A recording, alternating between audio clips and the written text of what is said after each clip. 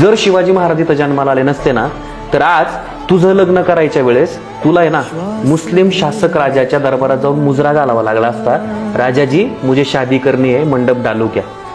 राजाजी मेरे पापा की दशक्रिया विधि करनी है, मंडप डालू क्या? राजाजी मेरी बेटी की शादी करनी है, मंडप डालू क्या? राजाजी दीपावली आ रही है, दिये जलाऊ क्या? इतकी वाईट परिस्थिती त्या काळात होती. जर शिवाजी महाराज जन्माला आला नसताना तर आज तुला बसायचा अधिकार नसता, मला बोलायचा अधिकार नसता, इथल्या लोकांना फिरायचा अधिकार नसता. तू आज भारत देशाच्या बाहेरचे जे मुस्लिम शासक प्रदेश आहेत ना त्यांच्या कधीतरी जाऊन बघ. इराक, कझाकिस्तान, अफगाणिस्तान. काय अफगाणिस्तानच्या क्रिकेट बोर्डाचं फंडिंग काढून घेतलं. अफगाणिस्तानचा जो कॅप्टन होता मोहम्मद नबी, 2020 खेळायला त्यांचा देश गेला ना त्यावेळेस त्या मोहम्मद नबीने स्वतःची संपत्ती विकून अफगाणिस्तान क्रिकेट टीमचा खर्च केला रे.